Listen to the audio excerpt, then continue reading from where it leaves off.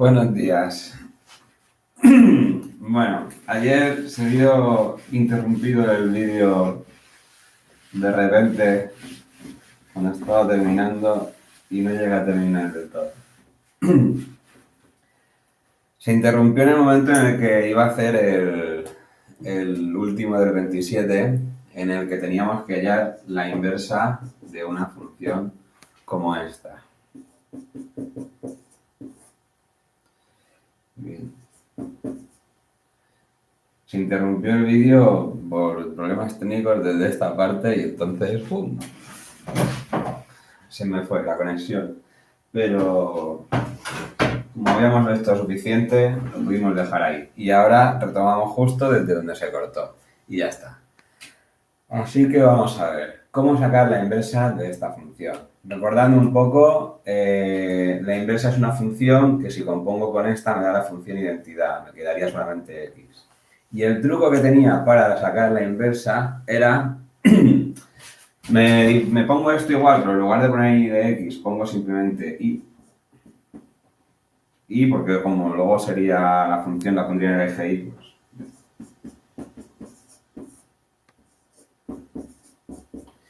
Y se trata de despejar x. Y lo que quede, pues es la pinta que tiene que tener la función inversa. Despejar x de aquí es un poco más complejo que despejar x en otras que hicimos ayer. De esta manera se sigue siguiendo paso a paso lo que harías para despejar en cualquier ecuación. Lo primero que no quiero es tener fracciones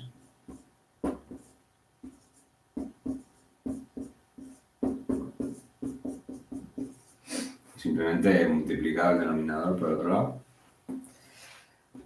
¡Pum! Multiplicando. Multipliquemos. Tendremos 4y menos 3y x o 3xy igual a 2x más 3.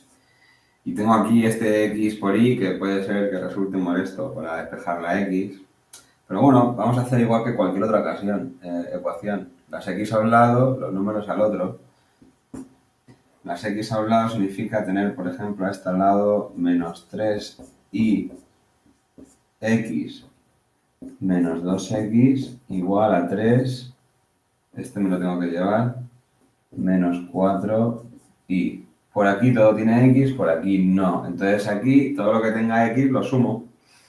Es que esto es 3y y estos 2, que no... Bueno, sacamos factor común x y tendríamos menos 3y menos 2 por x igual a 3 menos 4y. ¿Veis? Hemos sacado factor común. Si de aquí sacamos la x, nos queda menos 3y. Y de aquí sacamos la x, nos queda menos 2, ¿no? Digamos que si multiplico luego esto otra vez, tendré menos 3y por x menos 2 por x.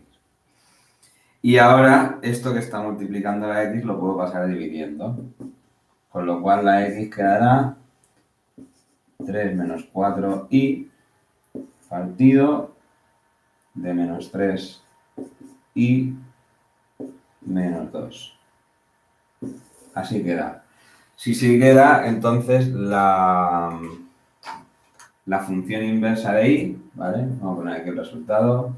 La función inversa de y tiene esta pinta, pero en lugar de is voy a poner x porque la función es en función de x. 3 menos 4x partido menos 3x menos 2. Y esta sería la solución. Una pinta así viene esto. Bien. Pues ya está, terminado. Eso fue lo que se quedó ayer ahí colgado. Y era lo último que iba a hacer. Y nada, aquí está. Entonces ya hemos visto cómo componer funciones. Además hice varios ejercicios de componer. Acabo de ver cómo es la función inversa. Bueno, lo empecé ayer y hice varios ejercicios y este sería el último de los que iba a ver. Avanzo. Avanzo quiere decir que voy a ver puntos de corte con los ejes, sería el siguiente paso. Y signo de la función. Vale. A partir de aquí los ejercicios van a ser Sencillos, diría. Creo que lo peor ya lo hemos pasado, porque ahora lo que tenemos que ver, cuando hablo de ver los puntos de corte con una función, es que en una gráfica de una función sepa reconocer cuáles son los puntos de corte. Punto de corte con los ejes. ¿Qué puede ser un punto de corte con un eje? Vamos a ver un dibujo que lo veremos mejor.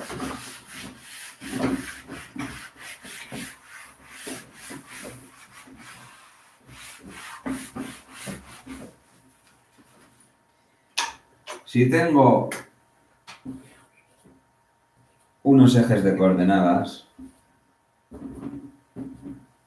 si son los puntos de corte con los ejes, pues unos ejes habrán en algún lado. Y tengo una función cualquiera,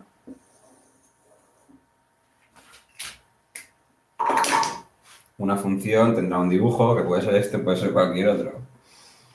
En este caso, tengo 3 puntos de corte con los ejes. Los puntos de corte son los ejes donde se cortan los ejes, donde se cruza con los ejes, donde interseca los ejes. Pues mira, esto sería un punto de corte con un eje, porque ahí se cruza, corta o pasa por encima de un eje. En este caso del eje X, aquí también del eje X, y aquí con el eje Y. Entonces tengo 2 puntos de corte con el eje X y un punto de corte con el eje Y. Esos son los puntos de corte, ya está. Así que puntos de corte con ejes. Pues eso, donde corta los ejes. Podemos especificar un poco más. Tenemos 2 tipos de puntos de cortes. Tenemos los puntos de corte con el eje de las X, ¿vale? El eje de las X es al que se le suele poner o X, o también es aquel en el que la Y es igual a 0.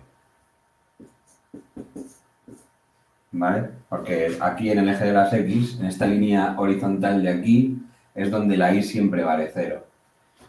Bien, pues de hecho esta es la característica que tiene que cumplirse, que la Y es 0. Entonces, cuando tengo un punto de corte con el eje de las X, si la Y es 0, si hablamos de una función, y aquí tengo una fórmula, esta función es lo que, el valor que me da, es lo que suelo representar en el eje Y. A veces también pongo Y igual a una fórmula. Bueno, pues es donde esa fórmula será 0. Y los puntos de corte con el eje Y, el vertical, el que a veces se pone también OI, pues lo de O es por lo del origen y la Y. Y lo que pasa en esta línea vertical es que la X siempre vale 0, ¿no? Entonces ahí la característica que tenemos es que la X va a valer 0. Es decir, que la Y no sé lo que valdrá, pero la X valdrá 0. Si en lugar de un dibujo me dan una fórmula cualquiera de una función, ¿vale? Por ejemplo, f de x igual a x al cuadrado menos 4. Pues podría averiguar fácilmente los puntos de corte con el eje X y los puntos de corte con el eje Y sin necesidad de hacer un dibujo. Con el eje X es donde la Y es 0, es decir, es donde esto es 0. Sería donde, vamos a poner aquí con eje X. Sería donde x al cuadrado menos 4 es igual a 0, ¿no? Con el eje X es donde la Y es 0, es donde la Y es 0, donde la función es 0, pues x al cuadrado menos 4, todo esto tiene que ser 0. Y nosotros ya sabemos que eso ocurre cuando x es igual a más menos 2. O sea que en más menos 2 tendríamos unos puntos de corte. Y con el eje Y, pues con el eje Y sería la X la que tendría que ser 0. Es decir, tendríamos que ver que la Y sería lo mismo que f de 0, que sería lo mismo que hacer 0 al cuadrado menos 4, que eso viene a ser 0 al cuadrado 0, menos 4, pues menos 4. Es decir, que tendría puntos de corte donde la x es más menos 2, como por ejemplo así. Y otro punto de corte donde la y es menos 4. Vamos, pongamos que aquí está el menos 4. Mira, coincidiría con el dibujo que he hecho. ¿Casualidad? ¿Quién sabe? Pues eso. A partir de una fórmula he hallado dónde estarían los puntos de corte con cada eje. En el eje de las x, en los valores menos 2 y 2, y con el eje de las y, donde está el eje de la y, donde la y vale menos 4. A partir de la fórmula, simplemente teniendo en cuenta que para el eje x lo que hago es igualar la fórmula a 0, porque la y vale 0. Y para el eje de la y, lo que hago es sustituir la x por 0, porque la x vale 0 y me sale el otro valor. Se acabó. Puntos de corte con los ejes. Si te dan la fórmula, sustituyes los valores que sean, y si te dan el dibujo, pues es fijarte ahí bien y ya está. Y no hay más. En esta misma página habla también del signo de la función. Vale, el signo de la función lo veis también en el dibujo. Vale, es así de sencillo. Vamos a ver. Aquí la función está por encima o por abajo de la x. Por encima, ¿no? Entonces, los valores de y por aquí son positivos. Desde aquí hasta aquí está por debajo. Entonces, los valores de y son negativos. Y de aquí en adelante está por encima. Pues los valores de y son positivos. El signo de la función es decir, pues, ¿qué signo tiene la y? ¿Qué signo tiene la función? La función es lo mismo que la y. Pues, ¿qué signo tiene? ¿Positivo o negativo? Pues tiene un signo positivo hasta el menos 2. Después del menos 2 al 2 tiene negativo. Y después del 2 en adelante tiene positivo. Y eso es el signo de la función. Viendo el dibujo se ve. Y si no me dan el dibujo y me dan la fórmula, entonces tengo que ver dónde es positivo, dónde es negativo. Eso es lo mismo que hacíamos con inecuaciones. En inecuaciones tenía una inecuación, ponía menor o igual que 0. Tenía que ponerme una recta partida en trozos que salía 0 y en cada sitio, en cada trocito, estudiaba a ver su signo. Pues lo mismo. ¿Hago uno? Venga, hago uno. Esto está claro ya, ¿no?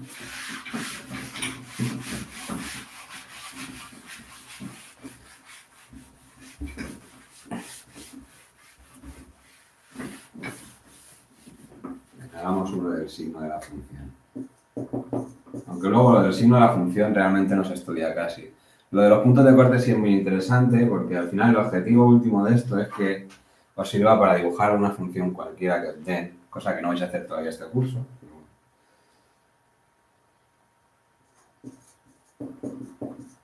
Y lo del signo pues no es tan interesante. De todas maneras, pues puedo hacerlo, ¿no? Puedo hacer uno de esa siguiente manera. Nos dicen A es igual, y este es del ejercicio 30 de esa misma página. F de x es igual a x a la cuarta menos 1. Vale. Pues yo igualo esto a 0 para saber cuándo esto es 0, ¿no? Entonces, si igualo esto a 0, tengo x a la cuarta menos 1 igual a 0, con lo cual x a la cuarta es igual a 1, entonces x es igual a menos 1. Ahí es donde cambia de signo. En el menos 1 y en el más 1 he igualado a 0. Esos son puntos de corte con el eje de las x. No hace falta ni que dibuje el eje de las y. Si solo me interesa saber cuándo está por encima y cuándo está por debajo. El eje de las x. En el menos 1 y en el más 1 la función pasa por ahí, son puntos de corte. Vale, entonces tenemos dos posibilidades. O bien viene por aquí debajo, sube para arriba y luego baja para abajo. O bien viene por arriba, bueno, tengo muchas posibilidades. Viene por arriba, toca, vuelve a subir, baja, toca, vuelve a subir. O baja, toca, vuelve a subir, luego baja. O baja, vuelve a subir, pero toca y vuelve a bajar. O sube desde aquí abajo, baja, toca, vuelve a bajar. O pasa y sube, en fin, de muchas maneras. Para eso tengo que ver qué signo tiene en cada trozo. Eso es como hacían las inecuaciones. Cojo un valor cualquiera que esté por aquí, entre menos infinito y menos 1, será que no tengo valores por elegir. Y lo sustituyo ahí, a ver qué signo tiene. Puedo coger el menos 2 o puedo coger el menos 1000. da igual. Lo haga como lo haga, menos 2 a la cuarta es mucho más grande que 1, así que aunque le reste 1 parece que por aquí va a salir positivo. Y si cojo menos 1000 a la cuarta, sale positivo, un número enorme, menos 1 sigue siendo positivo. Entre menos 1 y 1 también tengo, aunque tengo menos, para elegir que por aquí, en realidad sigo teniendo infinitos números entre menos 1 y 1. Tengo el 0, el 0,1, el 0,001, en fin.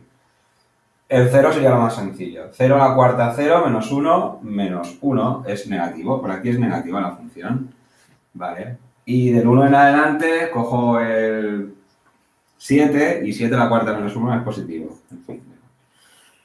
O sea que al final el dibujo es que viene desde aquí arriba, baja para abajo porque es negativo y tendrá que volver a subir para luego convertirse en positivo. El dibujo será una cosa así, no sabemos exactamente cuánto baja, cuánto no baja, cómo de inclinado estará esto, pero será una cosa así. El caso es que si me preguntan por el signo de la función, tenemos que la función es positiva de menos infinito hasta el menos 1 y luego también del 1 hasta más infinito. Y negativa del menos 1 al 1. Y justo en el menos 1 y en el 1, porque no los he incluido ninguno de los valores, ¿es positiva o negativa? No, pues es que es 0, ni positiva ni negativa. Es 0. Y esto sería. Y a lo mejor alguno se fija ahí en el apartado B y C, que son como más feos, porque tienes una fracción, pero es lo mismo, habéis hecho también ecuaciones con fracciones y simplemente tenías en cuenta el signo tanto de lo de arriba como lo de abajo y hacías una tabla. ¿Otra vez tengo que hacer esa tabla? No voy a mandar ejercicios de este tipo, o sea que no vais a tener que hacer mucho de esto. Vale, era simplemente para que lo vierais. Signo de la función es eso, simetría de una función. Es estudiar si la función es simétrica o no con respecto al eje de medio. ¿Vale? Es decir, por ejemplo, esta, si me pongo el eje aquí en medio, si esto es un espejo, parece que una parte es el reflejo de la otra. Sería una simetría. Ahí habría una simetría.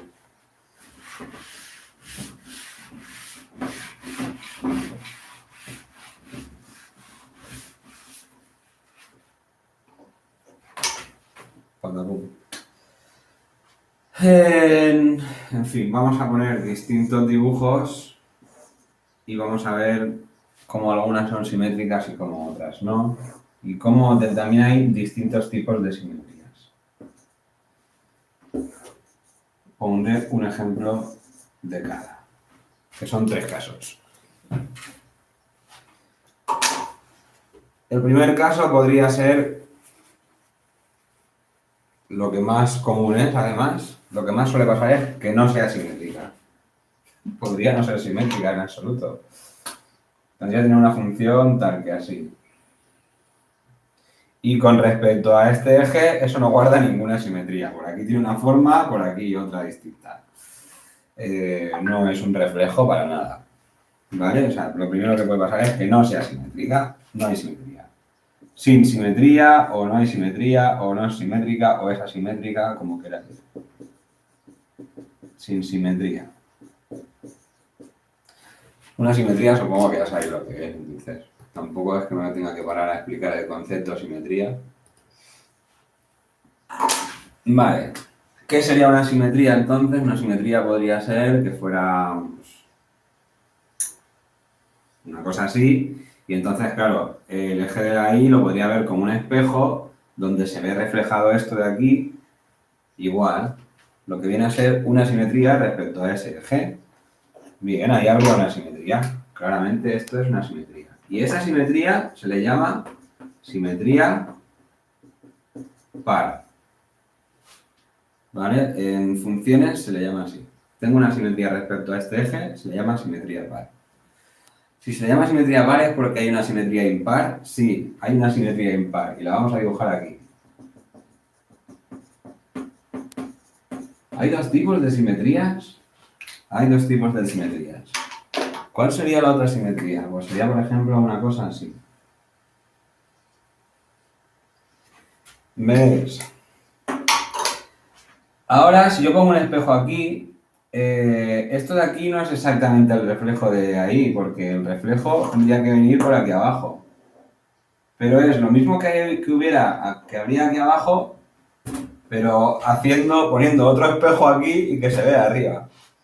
Entonces, digamos, la simetría en realidad es con respecto al origen de coordenadas, con respecto a ese punto. Con respecto a ese punto sí es una simetría. Digamos que el espejo lo pondríamos así en diagonal. Y entonces sí se vería el reflejo. ¿Vale? No es la misma simetría, es otro eje de simetría el que estamos usando y entonces a esta se llama par y a esta se llama impar. Ahí tenéis un ejemplo de cada, con lo que simplemente cuando veáis la gráfica de una función, pues identificar si hay una simetría es ver si hay un reflejo así, si es un reflejo de otra forma o si no hay nada, entonces no hay simetría. Ya está. ¿Hay una manera de identificar una simetría solo a partir de una función, su fórmula, sin ver la gráfica? Sí, la hay. La hay. Y en el libro incluso vienen ejercicios para hacerlo. Pero, de nuevo, no lo veo interesante. Es decir, bueno, podríamos hacerlo y si es un ejercicio más para hacer, pero yo lo puedo explicar. Si alguien me pregunta en dudas, yo lo explico. Si no, sigo.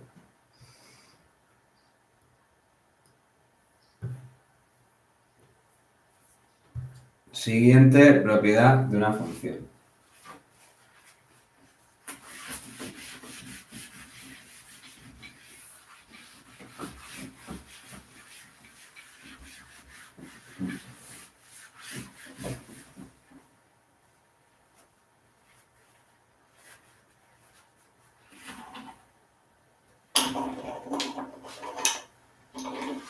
El siguiente punto sería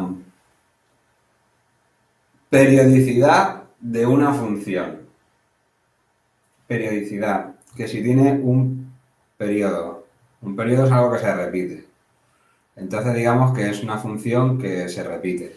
La mayoría de funciones no son periódicas, pero hay algunas que sí.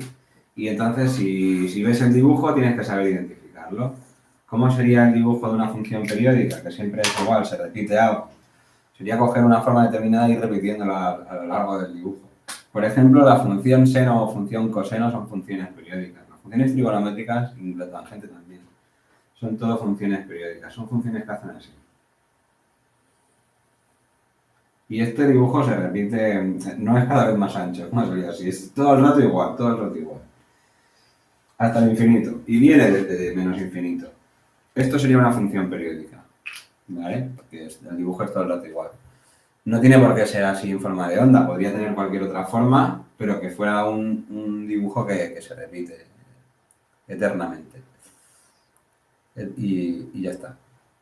Se podría ver a partir de una fórmula, eso sí que estas ya son más complejas de ver a partir de una fórmula. Esta simplemente, si veo un dibujo y observo que se repite, pues nada, esa función es periódica. Y si es periódica, hay un periodo. Sí, hay un periodo. De hecho, mirad, digamos que desde aquí hasta aquí, ese es el dibujo que se iría repitiendo, ¿no? Entonces, este valor de aquí será desde aquí, desde el origen hasta aquí, habrá una distancia, será lo que sea. Bueno, esa distancia o el valor que sea ahí, es a lo que llamamos el periodo. Vale, y ya está. Porque cada t, si eso fuera 8, pues cada 8 estoy repitiendo el dibujo. Ya, simplemente saber que cuando vea una función en la que pase esto, puedo decir, esa función es periódica. Y ya está. Y estamos pasando ahí por todo el tema, ¿eh? Me lo estoy cargando así porque, bueno, son conceptos muy sencillos. Veo un dibujo y miro a ver si es una cosa o no es. Aunque el siguiente punto, igual me tengo que detener un poquito más. Continuidad.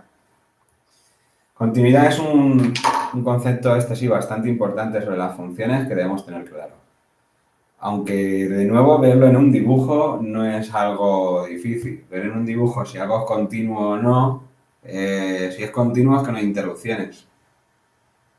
Entonces, por ejemplo, esa función no tiene interrupciones. Esto seguiría el dibujo sin ninguna interrupción hasta el final.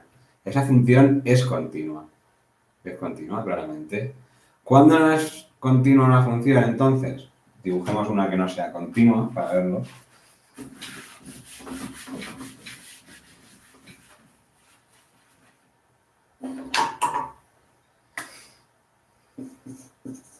En realidad lo de la continuidad es algo más complejo que lo que vamos a explicar aquí, pero bueno, vamos a explicar de momento para poder identificar esas discontinuidades en un dibujo lo suficiente. Para poder entender en profundidad lo que es una continuidad, en realidad antes tendríamos que ver otros conceptos matemáticos que no entran en este curso. Así que simplemente cuándo se interrumpe o no una función y se va a identificarlo en un dibujo. ¿Cuándo habría algo que no es continuo, que se interrumpe? Pues, por ejemplo, si tuviera una función tal que así, pues a lo mejor por aquí viene normal, pero aquí de repente, ¡pum!, hay un corte y luego hace así. Ahí hay una interrupción, ahí hay un corte. Ahí no estoy haciendo todo el dibujo de forma continua. Tengo que hacer esto, levantar el rotulador y pintar esto. Eso es una discontinuidad. Hay una interrupción. Esto no es continuo. ¿Vale? Pues eso es una discontinuidad. Ya está. Saberlo en un dibujo es sencillo. Hay más tipos de discontinuidad. Sí, esto podría a lo mejor ser que se va así para abajo hacia menos infinito y luego pues viene también desde ahí. O en lugar de venir desde ahí, viene desde arriba. Así, en fin. Pues son esas que a lo mejor habéis visto alguna con un dibujo en que hay unos puntos así separando esto, que te indican que es que en realidad se acerca mucho ahí, pero no llega. Ahí es como hay un palo que separa todo esto, un palo invisible, lo ponemos discontinuo para que no se vea. Hay varios tipos de discontinuidades. Entonces, lo que podemos ver son los tipos de discontinuidad. Eso sí, en nuestro libro aparece continua, discontinua. Se acabó. No, ni siquiera explican más qué tipo de discontinuidades hay. A mí me parece interesante, por lo menos, deciros qué tipo de discontinuidades hay para que las sepáis. Aunque luego, con que sepáis distinguir entre continuo y discontinuo, de momento será suficiente. Pero voy a ver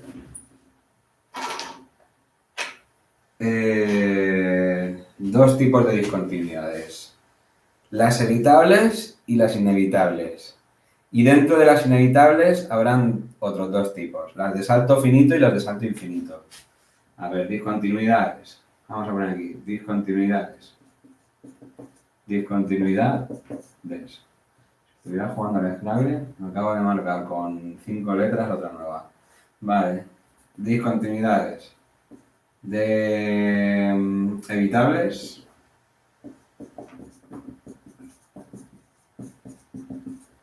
Inevitables.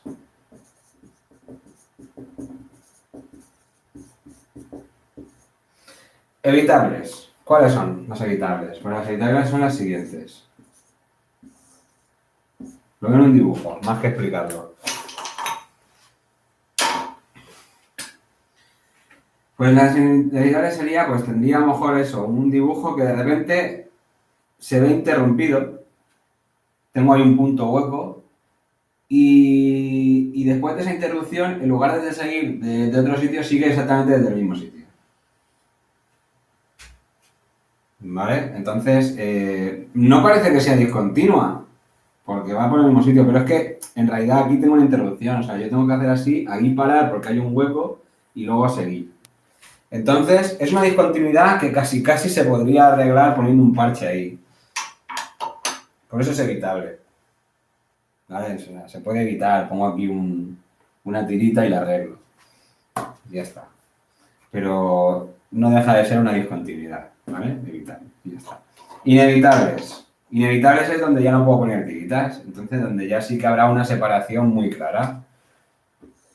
Y digo que hay dos porque están las de salto finito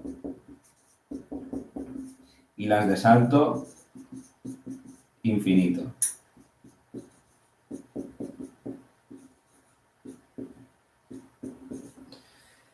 Bien, si son inevitables hemos dicho que ya no se puede poner un parche porque ya habrá una separación ahí, es decir, ya hay un salto. Hay un salto de donde termina una a donde empieza la otra. Por eso se llaman de salto finito o de salto infinito. Y ese salto puede ser finito, puede ser un salto que se puede medir, o puede ser un salto infinito que no se podrá medir. Ejemplos de cada una.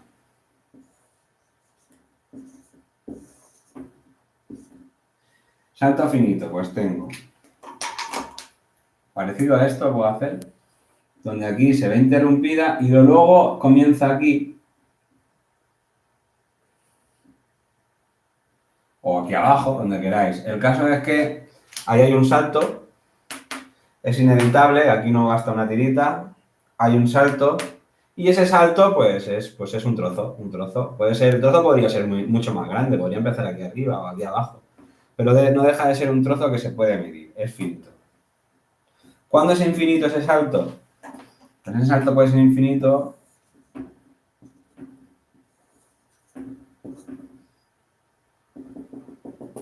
cuando aparecen esas líneas verticales discontinuas que hemos visto en alguna gráfica, que no sabemos ni por qué, porque todavía no sabemos lo que es, y esto se va por ahí para abajo.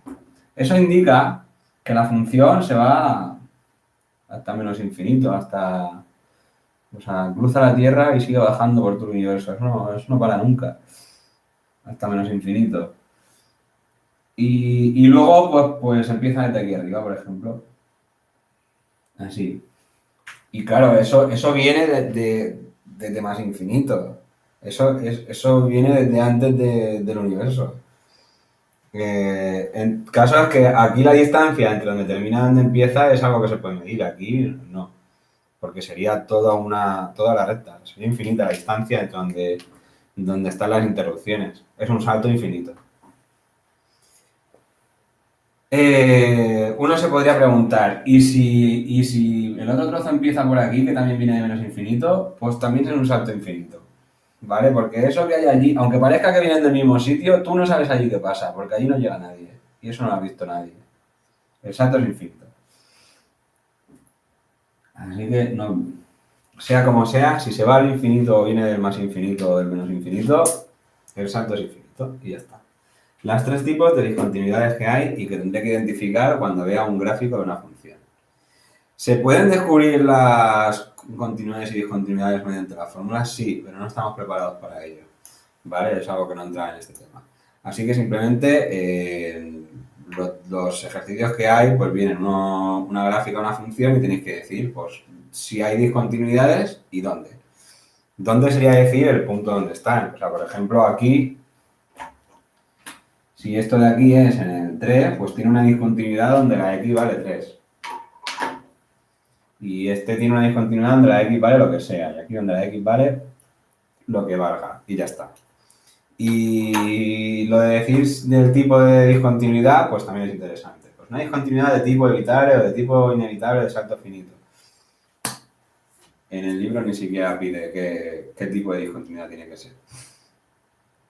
¿Vale? Pero sí hay varias. De hecho, en el ejercicio 37 del libro, en los dibujos que hay discontinuidades de todo tipo.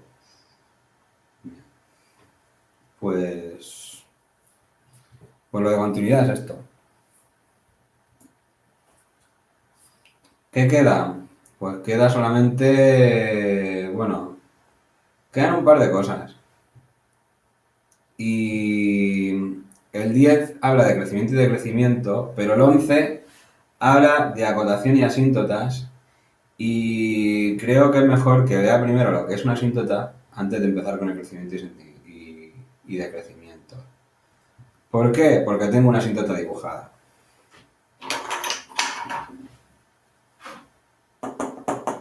Ese palo vertical que he puesto ahí de forma discontinua para saber que ahí es donde estaría la interrupción de la función, porque como claro, se va a menos infinito y luego viene de más infinito, con ese palo lo veo mucho más claro. Ese palo de ahí, vertical, eso es una asíntota. Es una asíntota vertical. Y me indica que ahí, justo donde está ese valor, ni para abajo ni para arriba hay nada de la función, ¿vale? El dibujo rojo no pasa por encima del palo, no llega nunca a tocarlo. Entonces una asíntota vertical, en este caso, será un palo vertical discontinuo que yo pongo en la gráfica una función para indicar que ahí, por ahí no pasa la función. No ya llega a tocar. Se acercará mucho, pero no llega. Eso es una asíntota. ¿Vale? Entonces esto de aquí, asíntota. Lo de vertical, supongo que no hace falta explicarlo, ¿no? O sea, porque es vertical. Vertical, esta orientación, de abajo para arriba. Y si hablo de asíntotas verticales, porque hay asíntotas horizontales, sí, las hay, sí.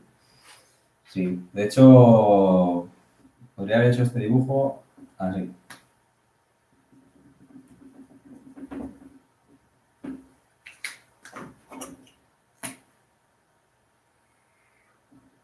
Pues me pasa algo parecido que con la vertical, pero en una horizontal, ¿no? De que viene aquí el dibujo desde un sitio que no llega a tocar un valor determinado y luego tampoco llega. Puede ocurrir, lo mismo que ha pasado aquí en vertical puede ocurrir en horizontal. Pues eso, ese palo horizontal que pongo discontinuo, porque eso no es en realidad, no es algo que está ahí, pero me sirve para indicar que justo donde está ese valor, ni yendo de acá ni yéndote para allá, va a tocar el rojo ahí. El rojo es lo que sería el dibujo de la función. Pues eso es una asíntota también. Tiene la misma función que la otra. Eso sí, esta es horizontal.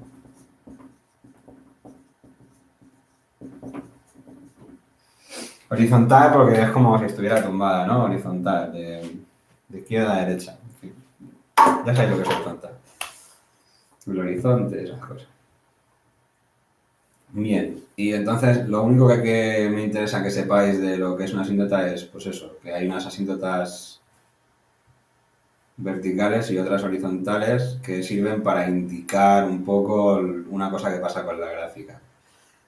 Y solo habrá horizontales y verticales, ¿no habrá una en diagonal también? Pues sí que las hay, sí. También existen asíntotas que son en diagonal. Vamos, si veis un dibujo, hago un dibujo.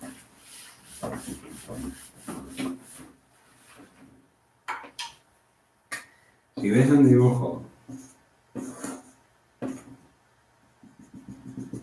con una línea de puntos en diagonal, eso es una asíntota, se le llama oblicua, no se le llama diagonal. Pero bueno, oblicua, diagonal, asíntota oblicua. Y cumple la misma función que las otras, es para indicar que por ahí no pasa la función, por donde está esa diagonal. Se acerca mucho, pero no pasa. Puede ser una función que sea a lo mejor algo así.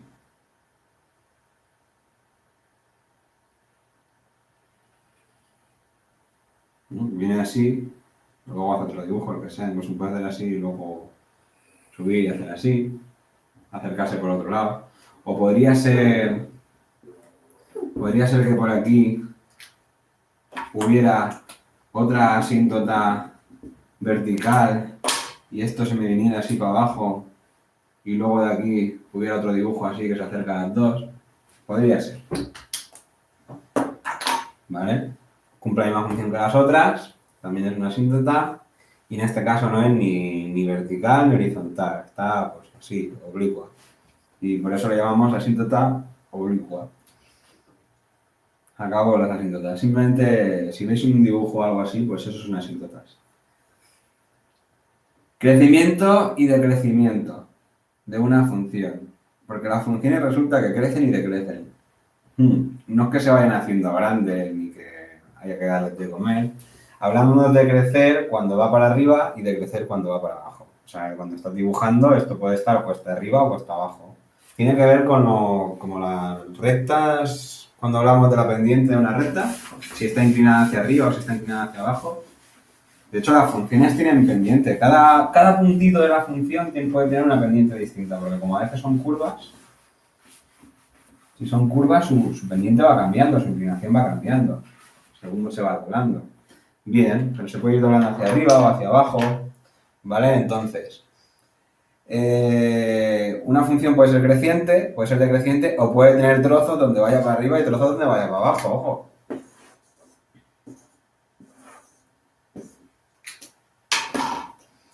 Pues si yo tengo una función así, lo que sería de aquí a aquí es creciente.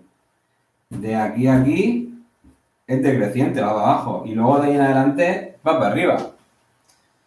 Vale, pues pongámosle números a esto. Vamos a ver, pongamos que ese punto de ahí, esto es el menos 2 y esto de aquí es el 2. ¿Vale? Esta función, viendo el dibujo, ni siquiera teniendo la fórmula de la función. Con la fórmula no lo vamos a hacer, porque para eso habría que saber derivar y todavía no sabemos. Entonces, si yo tengo un dibujo tal que así, y me preguntan por el crecimiento y decrecimiento de esta función, diré, ¿esta función cuándo es creciente? Pues vamos a ver. Pondré aquí. Creciente. Creciente. ¿Cuándo? Pues creciente cuando. Siempre que quieres saber cuándo, el cuándo viene a ser la x, ¿vale? O sea, ¿en qué momento de x? Entonces vamos a poner el creciente para x perteneciente a y pongo los intervalos en los que resulta que es creciente. Creciente viene siendo desde que empieza a recordar que este dibujo aquí termina, pero esto en realidad es porque esto viene de menos infinito, porque yo no soy capaz de dibujar eso. En algún sitio tengo que empezar. Entonces esto viene desde menos infinito la x. Vengo así y la función vendrá desde abajo, así creciendo. Y cuando llego al menos 2, ahí la función deja de ser creciente. Ahí ya, ¡pum!, se estabiliza, ¿no? Es un punto en el que no es ni creciente ni decreciente. Está ahí arriba del todo, es la cima de la montaña. Bueno, pues justo hasta el menos 2. Puede incluirlo o no, lo que queráis. En realidad el menos 2 no es ni creciente ni decreciente. Se puede considerar creciente porque no baja, pero puede no considerarse creciente porque no sube. Eso da igual, como queráis. Y luego ya no es creciente. Ah, aquí hay un punto en el que vuelve a ser creciente. Bueno, pues vamos a añadir otro intervalo donde también es creciente. Va hacia arriba. Empieza ese intervalo en el 2. Y entonces ese intervalo que empieza en el 2 está creciendo. Eso ya no para de crecer nunca. Pues hasta más infinito. ¿Y cuándo es decreciente esta función? Decreciente.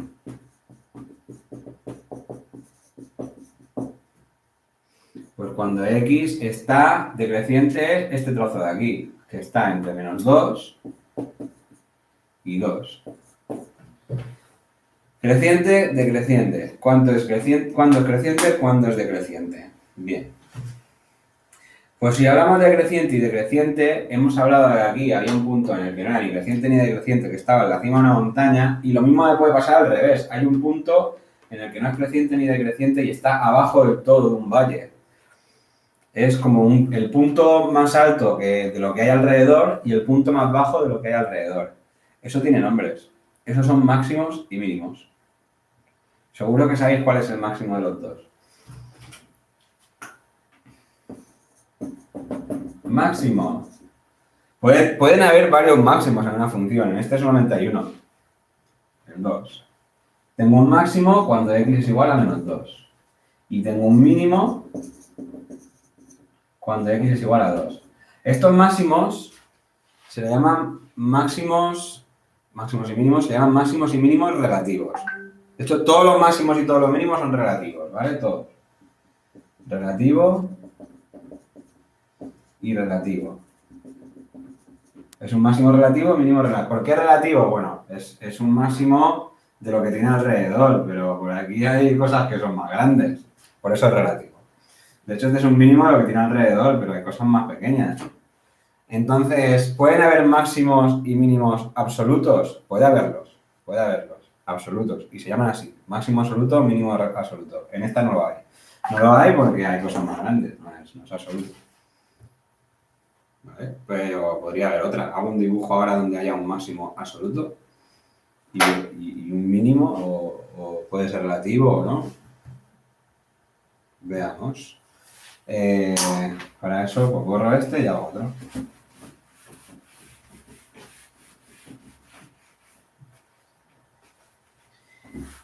Y con esto termino, que he explicado ya todo el tema de funciones. Y entonces mañana lo que hago es hacer un ejercicio completo, ¿vale? Con todo lo que he explicado. He explicado muchas cosas. no es difícil, porque son todo mirar dibujitos. Pero bueno, mañana un ejercicio completo de lo que... donde lo aplico todo. O sea, cojo el dibujo de una función y lo digo todo. Pues digo, a ver, su dominio, su imagen, todo lo que hemos dado. Su dominio, su imagen, hemos visto a ver si es periódica o no es periódica, si tiene simetrías, si es continua o no es continua, si no es continua, dónde están las discontinuidades, si hay alguna asíntota, si es que hubiera en el dibujo, cuándo es creciente, cuándo es decreciente, máximos y mínimos. Eso es todo. Todo lo que hemos visto, pues todo lo que hemos visto viendo un dibujo se puede decir. ¿Me he dejado algo? Los puntos de corte. Los puntos de corte con los ejes también se pueden ver en un dibujo. ¿Vale? Y si me dan un dibujo, no voy a hacer su inversa y ninguna composición con otra función, porque para eso necesito una fórmula. Y ya está. ¿Vale? Entonces, en realidad lo que necesito fórmulas, sí que he hecho ejercicios y de sacar el dominio a partir de una fórmula también. Simplemente todo lo demás que he visto del tema son cosas que se ven a partir de un dibujo. Que tienen que dar el dibujo a una función y ya está, lo sacamos. Entonces vamos a ver otro ejemplo de esto y termino y mañana ya hago un ejemplo más, un ejercicio más completo donde lo vea todo. Vale, el dibujo de esto.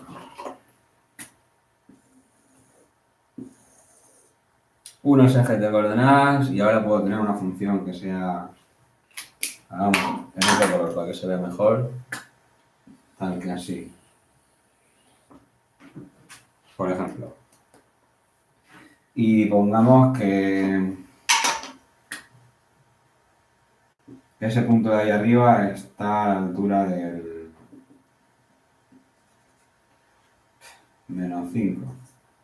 Que esto sería el 2 y esto de aquí sería el 6.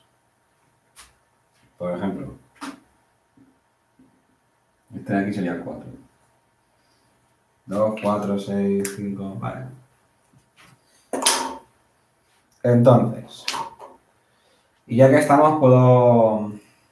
Mira, el 4 no me hace falta nada para nada en lo que sería crecimiento y decrecimiento máximos y mínimos. Pero por meter ahí algo de otro lado, es un punto de corte con el eje X. En X igual a 4 tengo un punto de corte. Vale, mañana vemos más completo. Ahora me voy a dedicar a poner crecimiento, decrecimiento, máximos y mínimos. Crecimiento sería de menos infinito, desde menos infinito hasta el menos 5 va hacia arriba, luego va hacia abajo, pero desde el 2 hasta el 6 vuelve a ir hacia arriba. Y de crecimiento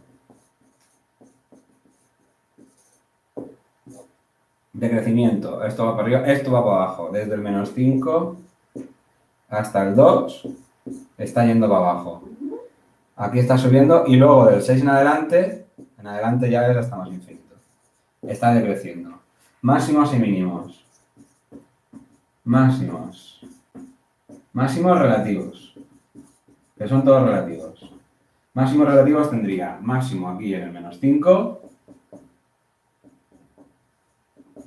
y otro máximo aquí otra encima de una montaña en X igual a 6. Y uno de ellos es absoluto, porque este de aquí está por encima de todo lo que hay en la función. No hay nada que sea más alto que eso. Entonces, este de aquí sería un máximo absoluto. Absoluto ha puesto, absoluto. Vale, pues si ese es absoluto, este es máximo relativo. ¿Vale? Muy bien, pues aquí tengo todos los máximos y este es absoluto y este simplemente es relativo. Y mínimos, mínimo tengo este de aquí, se acabó. Y es relativo porque hay cosas más pequeñas. Pues tengo un mínimo relativo en X igual a 2. ¿Vale? El mínimo es relativo, los máximos hay uno de ellos que sí es absoluto. Y tema, lo que viene a ser teoría, terminado, pero tengo que hacer más. De hecho, mañana hago un ejercicio completo y os digo del blog los ejercicios que podéis hacer, ¿vale? Mañana los digo, así hoy tenéis excusa para no hacer nada. Venga, hasta luego.